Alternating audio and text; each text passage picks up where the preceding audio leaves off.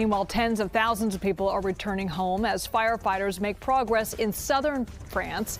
Parts of Spain are still burning, but they've called off a national emergency for blazes near Madrid. Now, 2 firefighters have died in the wildfire on the Greek island of Crete.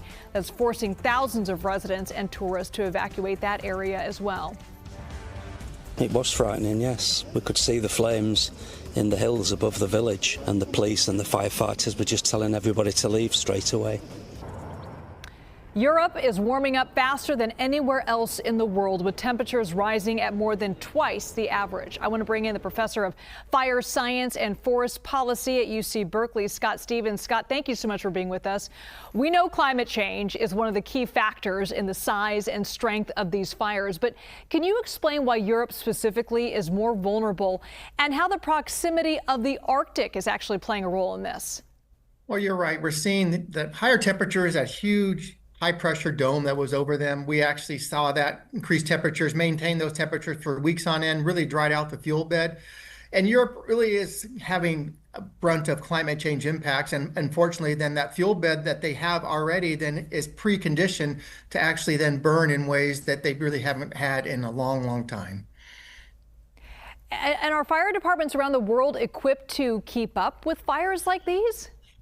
They really aren't in some ways, because one reason is none of our operational fire models in the entire world can actually predict when we have these huge atmospheric coupling events to wildfires. When wildfires essentially generate their own weather, you can do that with a special model here or there in some lab, but there's no operational model. Europe, United States, Australia. So in some ways, we actually are a really difficult situation. We can't even really predict what these things might do given the conditions that are out there with our models.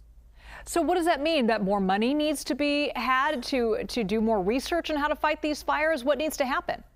Well, I think we are learning more about the kind of coupled nature of the fires to the atmosphere. There's some work happening in the Fire Science Lab, Missoula, Montana, Forest Service, doing great work. And then the other thing is we can do something right now to reduce the combustibility of these landscapes. That's the one thing we can do.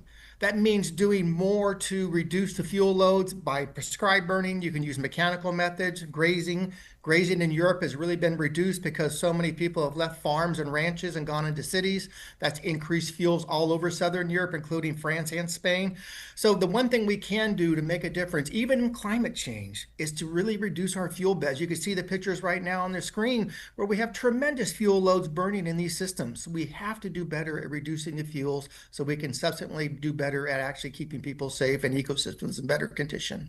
Scott, do you think politics plays a role in all of this? I mean, we think of France in particular as being specifically more progressive when it comes to bringing in efforts to fight climate change. There was a Paris Climate Accord, but many of these countries are starting to slip when it comes to these climate-friendly initiatives. What impact do you think that's having on all of this? Well, it's making it harder. I mean, as you know, the world really is the stage for climate change, right? Unless all the world changes, really its fundamental processes with combustion of fossil fuels, we all suffer.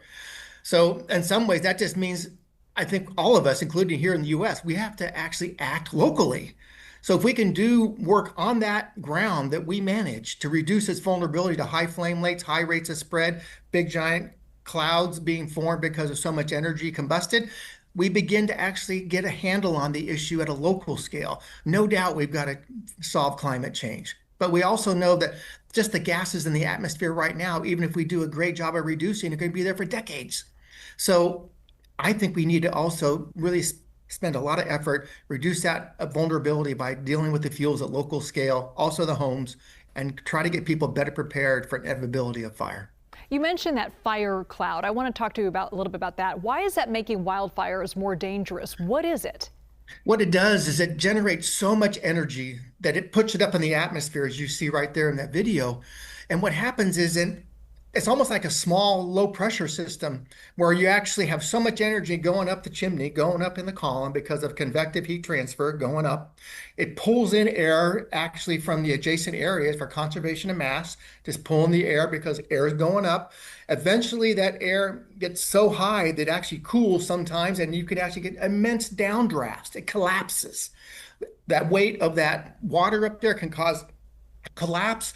Winds can be generated in excess of 100 miles an hour when that column collapses. So that type of an event, when you have so much energy being built, will actually create its own weather for sure. And again, none of our models can actually deal with that in terms of an operational ability to tell a firefighting force what to expect. We basically have these things happening. People are aware of them, but we can't anticipate them very well, which is really difficult when you're trying to keep people safe.